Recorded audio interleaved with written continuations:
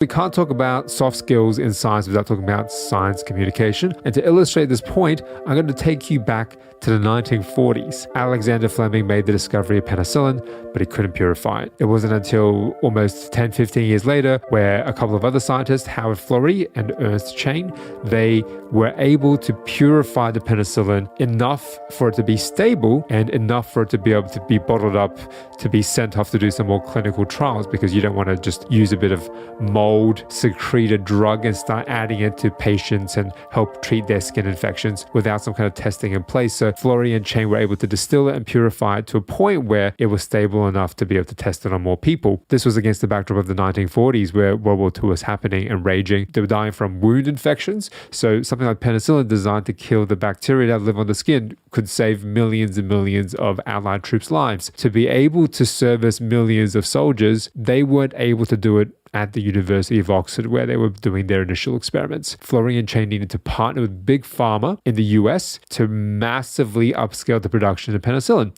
And what Florey walked into was actually a hornet's nest of internal politicking, because the big pharma companies that he went to talk to in the US, many of them were already working on their own version of penicillin. And there was this competitive jealousy or competitive suspicion. Also, they were coming from the UK, and these companies wanted to make money. They wanted to be able to use their own pipeline of penicillin and purify it and make a lot of money and help their country survive the war. Florey's scientific expertise, in that he already had a ready-to-go penicillin, actually made the situation worse. It wasn't his hard skill of scientific bona fides that convinced these pharma companies to put down their corporate espionage minds and to really collaborate with Florey. It was his ability to communicate, to engage with stakeholders, to engage with politicians that formed a task group with the US government and industry and different parts of Great Britain to really allow the exchange of ideas between these competing industries. This was what led to the massification of penicillin production. It was Florey's communication skills,